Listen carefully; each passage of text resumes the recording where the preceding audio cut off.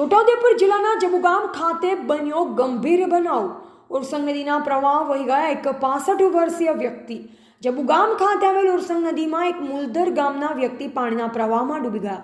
મુલદર ગામના વ્યક્તિ પોતે ભેંસો ચરવા માટે નદી કિનારે ગયા। અચાનક એક ભેંસ સામે કાંઠે જતા તેઓ ભેંસને લેવા માટે પોતાના કપડાં અને છત્રી તથા ચંપલ મૂકી સામે કાંઠે ગયા। સામા કાંઠેથી પરત આવતા પાણીનો પ્રવાહ વધી જતા તેઓ તણાઈ અને નદીના ખાડાઓમાં જતા રહ્યા। હાલ બોડેલીથી રેસ્ક્યુ તરવૈયા લાવી તેમની શોધખોળ કરી, પરંતુ અત્યાર સુધી તેઓ મળ્યા નથી। લોકચર્ચા એવી ચાલી રહી છે કે પાણીના પ્રવાહના કારણે અને વધુ પડતી ઉંમર હોવાના કારણે આ વ્યક્તિ આગળ તણાઈ જતા રહેશે।